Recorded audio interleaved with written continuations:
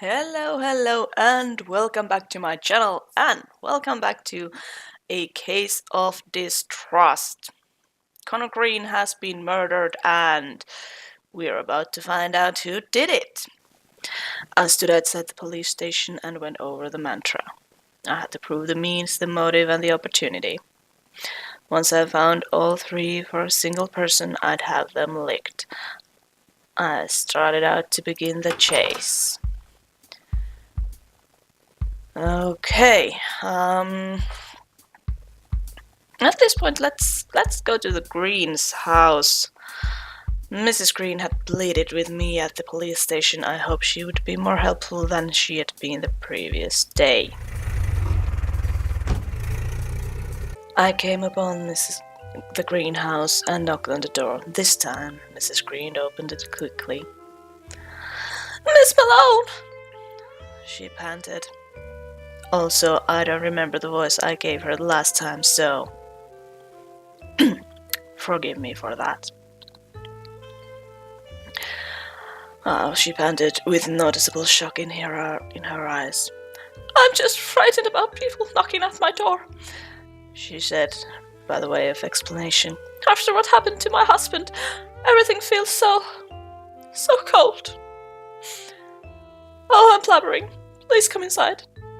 She led the way to the two chair, and we sat down.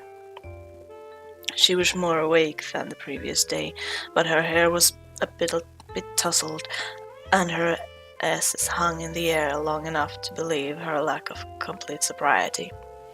"Have you found anything about my husband's killer?" she asked. I shook my head and replied that there was nothing definitive just then. I said I would need to ask her some questions that might spark the investigation. She straightened in her chair and replied with, "Certainly." Okay, what do we have in the evidence? Okay, let's start with this one. "Your husband received a threatening letter," I told her. "That's why he came to me." She shocked. "I know. The police told me the details this morning. That Connor had gotten a letter, that he had begun bootlegging again, and that he thought a man named Redstone Stable was after him for it." It seemed they had told her everything. I turned the conversation to a different angle. Okay.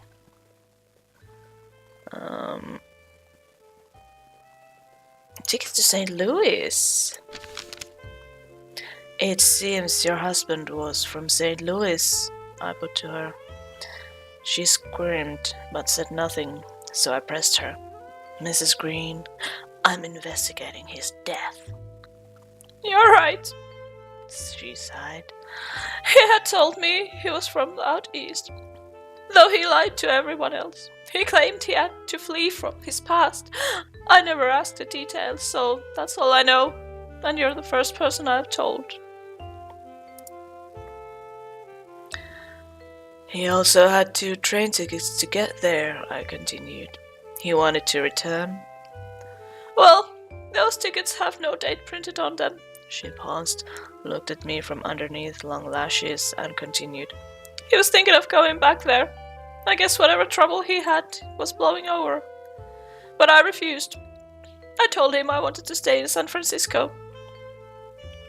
Whenever Connor and I quarreled," a sharp, wavering inhale cut off her sentence, "well, he kept him around to brandish, to show me that he loved me, and that he stayed here only for me."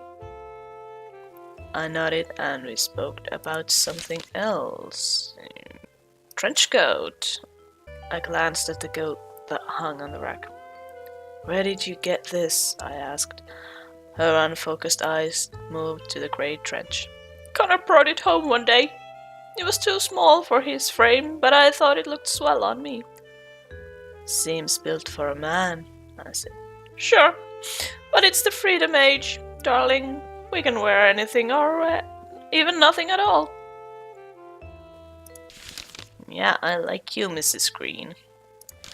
Statesman, is there anything here? You're a jazz singer at the Tin Spoon? I asked. She gave a languid nod. I wondered how she'd started singing. So I asked. Well, she started. Papa never liked the petting parties, or the liquor, or the young men in the roadsters, but he never made a fuss about it, not until I started to sing. That's enough to get a girl disowned, I suppose. I was a teenage prima donna looking for attention, she sighed. You never liked singing. Where were you raised? You never liked singing? I questioned. Oh, but I love it, she said as she breathed in a smile. The lights, the shining dresses, the dancing, it's all marvelous. And for a young girl craving attention, there's no better cure than the spotlight. Her face beamed. I suppose I understood that. I nodded and changed the subject back to the case. What were you doing last night? I asked. Her expression was surprise, but I told her that I just need to place everyone in their locations, Mrs. Green, to get a full picture of the evening. Of course, she said. Let's see. I was singing with the band, the show ending at about 10 o'clock. Then we went up into the billiard hall. Oh, it haunts me that Connor was so close when he was killed, she winced. But none of us heard anything, with how loud we were and how sealed that building is. How late were you in the pool room? Until early in the morning, say 2 or 3. Do I have anything to contradict that with? I don't think I do. The letter that your husband received had a small black hand on it. That hand, I explained, is the symbol of the notorious Black Hand Gang. Mrs. Green's eyes went wide. Yes, but, I continued, it was a fake. The Black Hand doesn't run this far west. So who wrote it then? She asked. I told her that I thought her husband had written the letter and that I thought his bootlegging scheme was a bust. He also had those tickets to St. Louis. I think his plan was to fake his death and use me as cover while running back home. I don't know about these dealings, Miss Malone. Okay, I don't think we get anything else out of Mrs. Green. We talked to her for a while about that, but we got nothing out of useful. I nodded my thanks for her answers, then turned back to the room. I rubbed my knuckles on the same metal door. Instead of the usual dark eyes, the door swung open to reveal Fred Grant. He let out a "PC, good seeing ya," with more whiskey on his breath than a fire breather. I stumbled down the next few steps. He stumbled down the next few steps, and I caught his limp body. All loose ends tied up, he said, winking at me while he tried to stand tall. Through the doorman in the back of the wagon, he continued. He says nobody came in or out from the upstairs billiard hall last night. A hiccup interrupted Grant's thoughts. You know, I believe him, but the Bulls need someone to work on, and putting welds on this goon will make the afternoon go faster. He again tried to stand upright. Failing at that, he stumbled to his police car, got behind the wheel, let the sirens loose, and drove the machine around the corner. Oh yeah, that was the police fella who was being an asshole to me. I continued up the stairs to find a similar scene as the day before, only Tiny Paul had been replaced by a young woman. Hello? I could see the tears welled in the girl's eyes. I approached the young woman and looked her up and down. Studied her face. She was in her early 20s and was naturally pretty, with deep eyes, shimmering black hair, and big rounded lips, though holding back tears somewhat twisted her face. I cleared my throat, and she turned around. "Oh," she said. "I didn't hear anybody after that officer left." Why were you crying?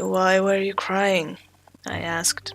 Her lower lips wavered a little, but she managed to stop it before any tears could get through. "It's that copper was just here. First he asked about Green." What do you know about Green? What do you know about Green? I asked. "Well, from all the coppers I learned he died last night. Though I heard nothing in here. Maybe I was already asleep then, I'm not sure. But I don't think he could have heard a shot through all that racket. Why were you here? I pressed. "I'm Ella Smith. I work nights at the backing singer. I came upstairs after the show ended."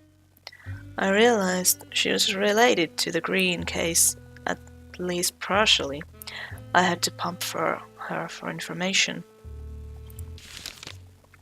Okay. Well.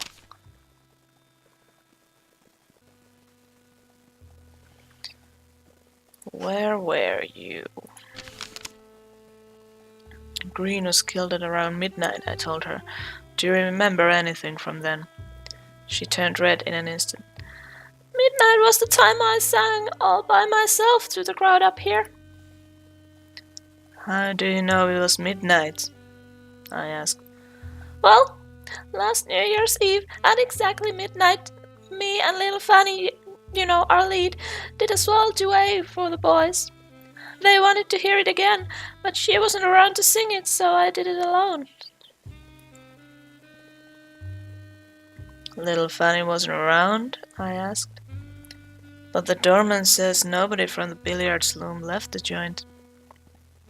Ella shrugged. "Maybe she was in the toilets. I didn't go looking for her." Look, I never get to sing lead. They don't like us Chinese girls doing that. So I took my chance." "How could I turn it down?" she asked. "Well, anyhow, after that song is when I really downed some gin. I didn't like it much like it, but they said it was good for me. And I was riding high with everyone watching. I don't remember much after that." I thanked her for the tip.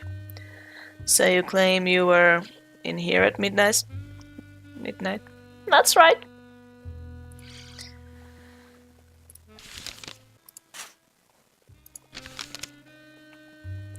Do you know anybody who had a gun that could kill Green? I asked. She looked at me, puzzled. I explained myself. "Miss, I'm just a private detective looking into the matter. I need to follow up with everyone."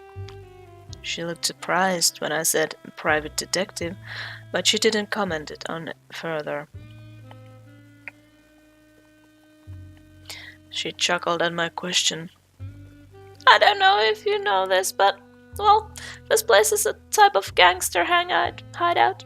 No one in the band has shooters, of course, but just about everybody else in the building is carrying something." That was no help in narrowing my list of suspects, but I nodded my understanding. "You don't carry a gun yourself?" I asked. She shook her head. "No, ma'am. No shooters in the band." She seemed adamant on that point. Okay, I don't think Ella Smith can tell us anything else, so let's look around the room and... The billiard balls were gone from the billiards table. In their place were some betting chips and cards strewn across the felt. I counted 5 aces, 2 aces of hearts. Let's ask about Paul. Where is Tiny Paul? I asked. I need to see him. Naki, get out of the... Don't touch the mouse, thank you. "Paul's likely as tired as I am. After the band finished downstairs, we all came up to play poker. Paul and the boys were at it the entire night, so I assume he's at home. I asked if she knew where Paul's home was, but she shook her head. No, Paul and I aren't close. I took her word and asked her about something else, except I think we are done here. Hello, mister. There was a man seated in the barber chair, tapping his foot and staring at me. I didn't see stable anywhere. Hello, mister. He stared at me with his grin that extended to his eyes. He was wearing a barber's cape, which told me he was here for a haircut. I wondered why Stable had left this man mid-trim. I asked how he was doing. "Swell," he answered. "Yes, very swell indeed. Thank you, miss." His words came out as jovial as his expression, and they held a slight and affable southern tint. A few more pleasantries returned equally verbose responses with no meat to them. It really piqued my interest. A stranger in Stable's barber chair with no sign of Stable around. "Who are you?" I asked with genuine curiosity. "I'm merely a mortal man enjoying my life in this very moment," he replied, looking me up and down. "And there is much to enjoy." I heaved a light sigh in response. I laughed. I think we get further if we flirt with the guy. I laughed in response. The old guy was getting fresh with me. His smile widened at my laugh. "Glad that some flabbers know how to take a compliment," he said. "Most modern girls get their stockings knotted whenever someone calls them pretty." Well, I have to disagree with that. Sometimes those compliments can become uncivil. We can't have gentlemen getting out of line. "I suppose that's true," he laughed. "Yes, indeed, that is true. Well, my name is Ray Carter, regular jazz bassist at the Tin Spoon Lounge, the speakeasy in the North Beach. It is my pleasure to meet you, miss." He worked at the Tin Spoon. That surprised me. "Were you there last night?" I asked. "Until early this morning," he gleamed. "I won a bucket of change and the poker table." Just about everybody was saying they never saw someone play cards so well. "Sometimes you get lucky, I suppose." He winked. I wondered if he was at all related to this case. I was glad he was smiling. An upbeat suspect eased any harsh question. He saw me taking notes and asked, "Are you some kind of continental operative?" When I nodded, he let out a whistle and said, "A woman detective. Well, that is almost as well a sight as a black man in a white man's barber chair." "Ella Smith tells me little Fanny wasn't in the billiards room at midnight," I put to him. "I remember her being there at the beginning and end of the night, but I cannot keep track of everyone every time. If Ella seems sure, I have no reason to doubt her." "You yourself said it was strange to have a black man sitting in a white man's barber chair," I said. "In fact, it's even more rare to be in a rich white man's barber chair." "So why did Stable invite you over?" I asked him. He sighed. "You know, white men will smile and be nice to you, but never treat you as an equal, no matter your education or background. That is, until they require something of you."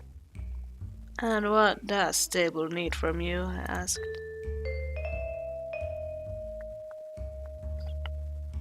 He smiled. "Oh, I like you, miss. You get to the point when it matters, but you are fun all the same. There is much to respect in that." I was glad that I nurtured his friendship. "Stable wants to know about Connor Green," he continued. "How Green died and why, you see.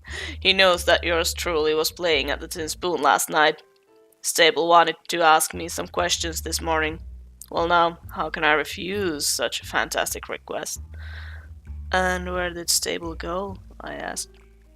He was here, congenial and unhurried. Then he received a telephone call and said he had to check on something at his Stanford racetrack. He told me to sit tight until he returned. And here we are.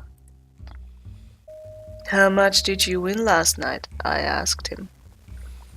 Oh, a heap of it, he grinned. And how many aces did it take you to get there? His face showed genuine surprise.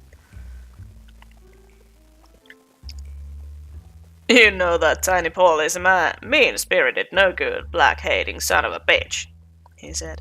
He pays us pennies, but wants us to be good and smile for him. Well, I'm not having that, miss. No, I'm not having that at all. Yes, I took him for a ride. I feel no remorse for it. In some ways, it is all part of the game. I said it was alright, but Tiny Paul might see it differently.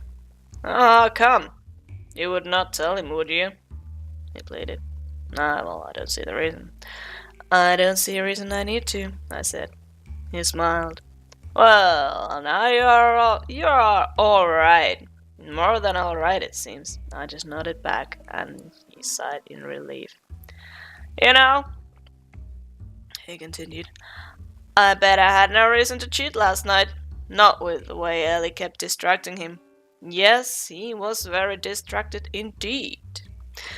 I raised a questioning eyebrow. Ella Smith and Tiny Paul have something going on. That girl rolls herself onto him like she'd throw water on fire. I noted that and then changed our subject. Okay. I think we have maybe everything we need from him. At least at this point. Let's go. Get to racetrack.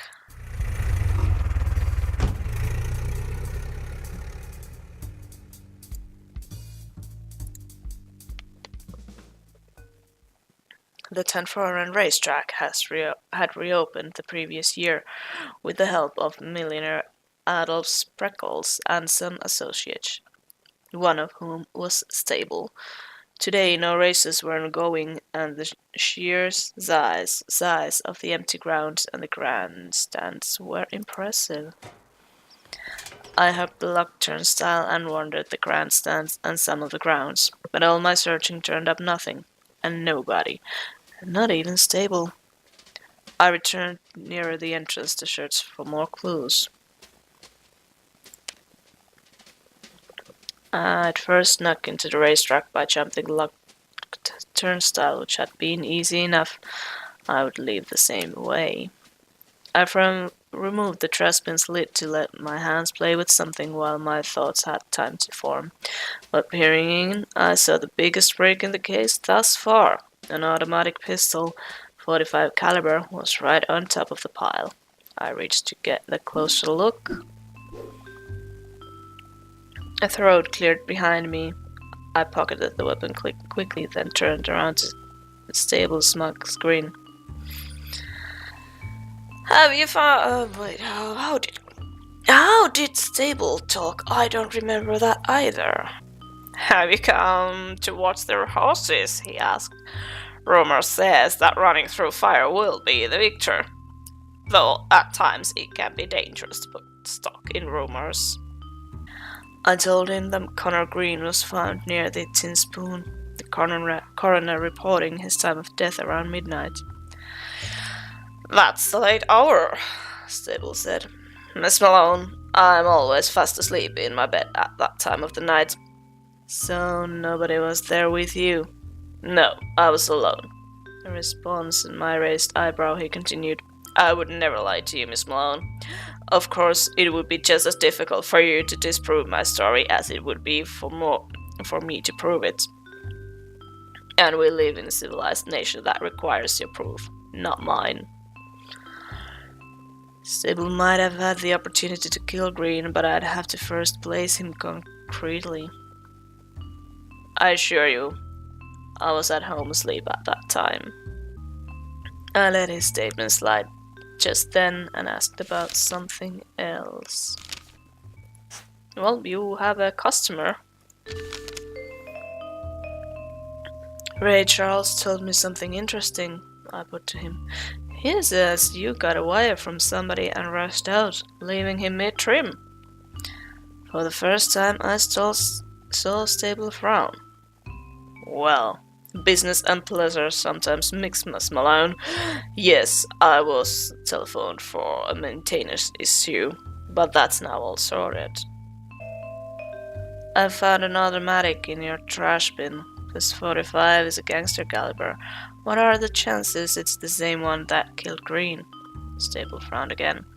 I was beginning to like his frowns.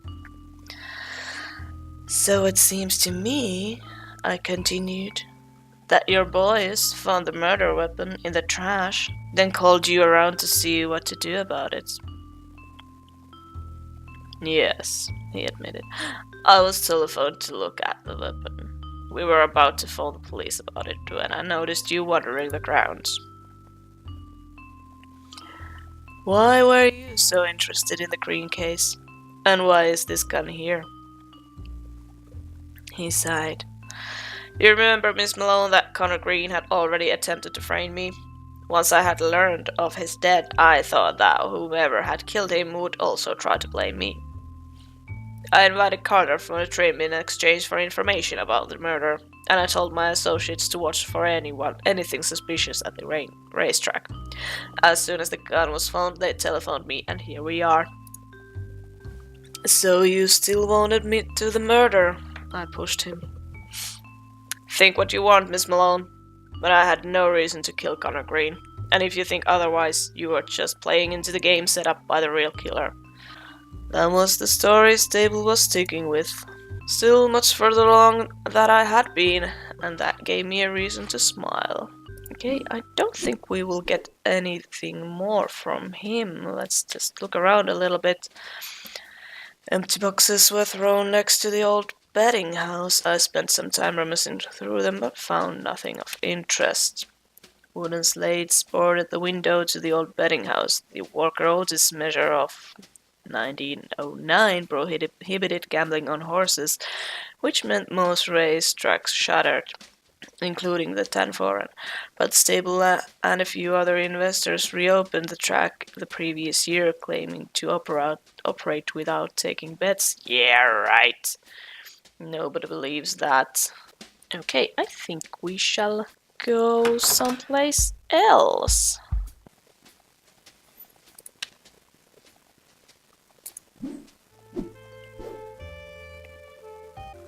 Miss Malone, have you found anything about my husband's killer? She asked. In her chair, I mumbled a greeting and sat down beside her. I'm gonna ask why you lied to me about you being in the Tin Spoon. One of your backing singers claims you left the upstairs room before midnight, I said from my notes. That's not true, she said defiantly. I was there the entire evening. She seemed quite sure, Mrs. Green. She sang to the drunken boys without you there. But I asked our doorman, Miss Malone. He says nobody left the upstairs room. You're doing your own digging? I asked. She blushed. I just have no confidence in the police. Anyhow, if nobody came from the upstairs, that eliminates anyone in the pool room. I must have been in the restroom if Ella is certain I wasn't with them at the exact time, because I could not have been outside. I found a gun at the stable's racetrack, I said to her. Redstone Stable? Malone, my husband thought that Stable was chasing him. Do you think that's the gun that killed my husband? It could be, I replied. But I don't have enough evidence to go after Stable just yet. But you found the gun at his racetrack. Yes, but I need to prove more. That's where you can help me. Fanny nodded and waited for more questions. Shit. I brought up the hat on the rack. Who does that belong to? What do you mean? She asked. I think it's my husband's. Green was wearing his hat in the police photo. Fanny winced at my reference to the photograph of her husband. He may have more than one. Okay. That is somebody else's hat, I'm pretty sure. Okay, do you know where Tiny Paul is? No, you don't. Damn. Okay, I can't get anything. Anything from her. Hello, Ella, talk to me. I cleared my throat and she stopped fidgeting with the cards to look my way. Well, let's ask about you and Paul. Ray Carter tells me that you and Tiny Paul are close. Is that true, Miss Smith? Smith squinted at me hotly, then let out a sigh. Okay, he's right, he blurted. I'm in love with Paul. That's no crime. It was obvious she'd wanted to hide the relationship. If the two of them were ever broke it off, her career would be doomed. I empathized with her. That should get me somewhere. The heart never plays fair. This won't get out on my account, I promised, but you had to tell me Tiny Paul's whereabouts. She shied and gave me the address of Pacific Heights apartment building. He lives in the penthouse on the top floor. Just don't tell him I told you. I thanked her for Paul's address and changed the subject, and I think we have all we need right now. Let's go see Paul. He is the only one who hasn't talked to me after Green's murder.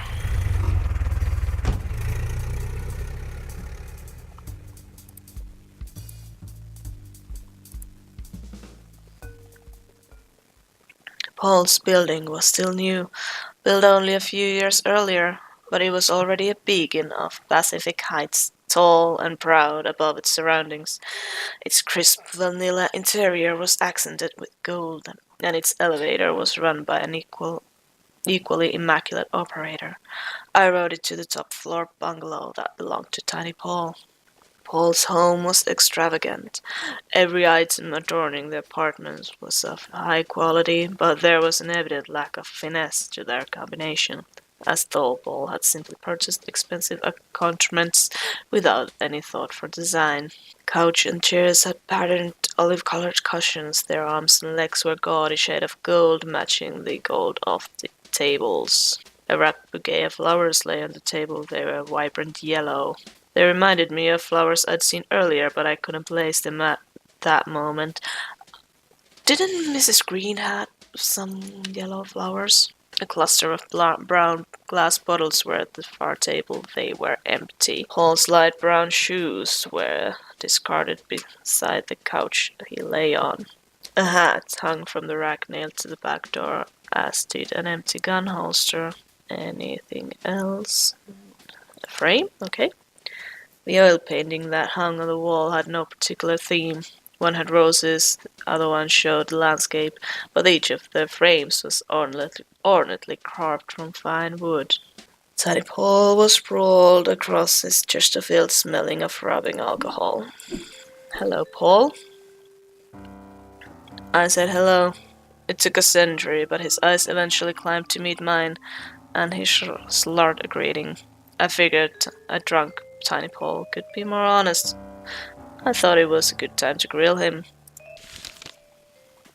Okay, tell me about Green. Green was killed around midnight, I told him. Do you remember anything from then?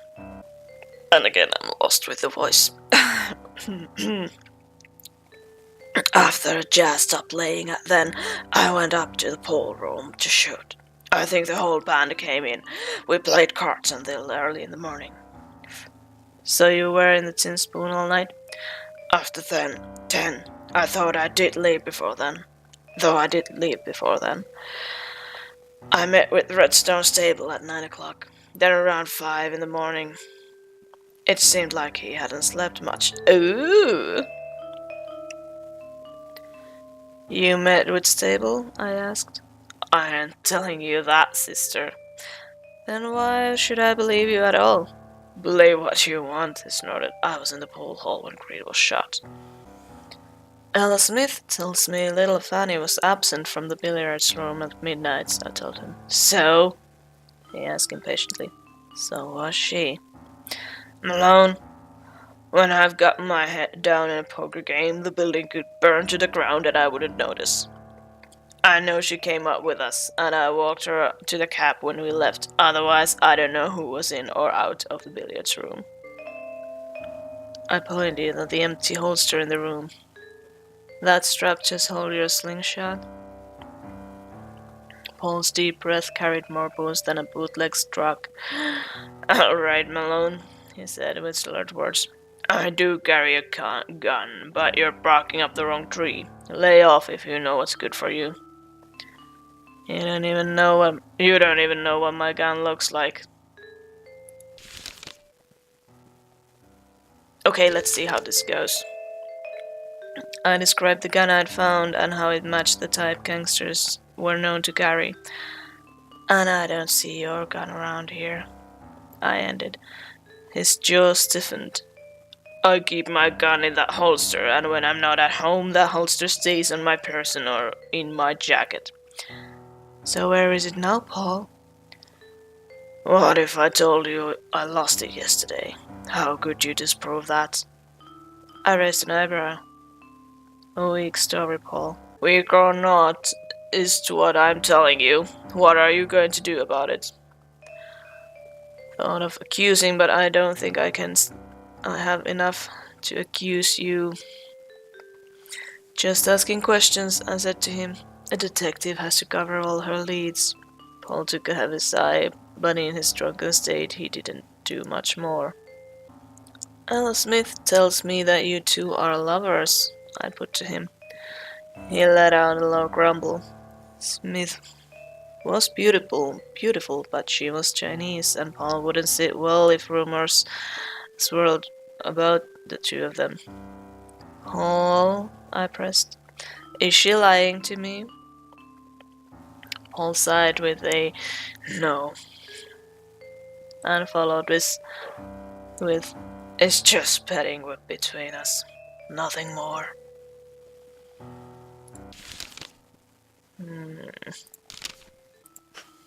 No, let's ask about the flowers. Where did you get them? I noticed the flowers on your ottoman, I said to him. A vibrant yellow, though I didn't peg you as a tulip kind of gal. Well, he hiccuped, you hardly got to know me. Who are they for, Paul? My mother, he said with finality. Tiny Paul didn't strike me as a man who would buy a dozen flowers for his mother. He wouldn't tell me who the flowers were for, but I let it go just then. Ella Smith tells me that most of your regulars are packing heat. Paul frowned. If you'd like to put me on that stand for crimes my patrons commit, I don't think I'd have any chance of beating the rap. But I don't control what my guests do, Malone. Yeah, I think we are done here. Let's get back to Mrs. Green's. I am pretty sure I saw the same kind of flowers. I've had a few sources connecting you and Tony Paul, Mrs. Green. Is he your lover? Her face turned crimson. She denied my claims with just about every word in the thesaurus, but that face has told me enough. Her and Tony Paul were having an affair, which could give her enough motive to kill her husband. Okay, so you have the motive, you basically have the opportunity, because people say that she possibly, someone close could snag her gun. Tiny Paul's gun is missing, and he says only somebody close to him could grab it. What are you implying, Miss Malone? She questioned. Just that anybody in the billiards room could have taken his gun, And you were close to Tiny Paul, so I'm sure he wouldn't mind if you had taken it, I concluded. She didn't like that conclusion, but it fit that she had access to a murder weapon.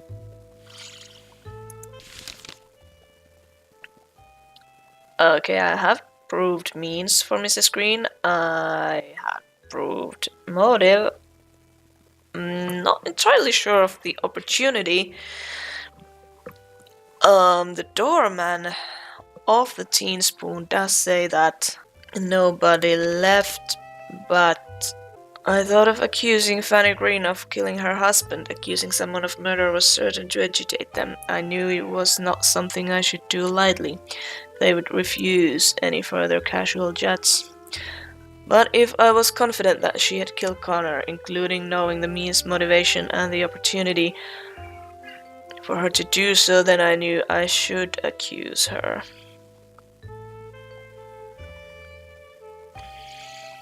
There's still quite a lot to... No, let's not do this just yet. Was there something else, Miss Malone? Fanny asked, as I stood thinking. I reconsidered any accusations at that particular moment and instead moved to other questions. Let's leave her.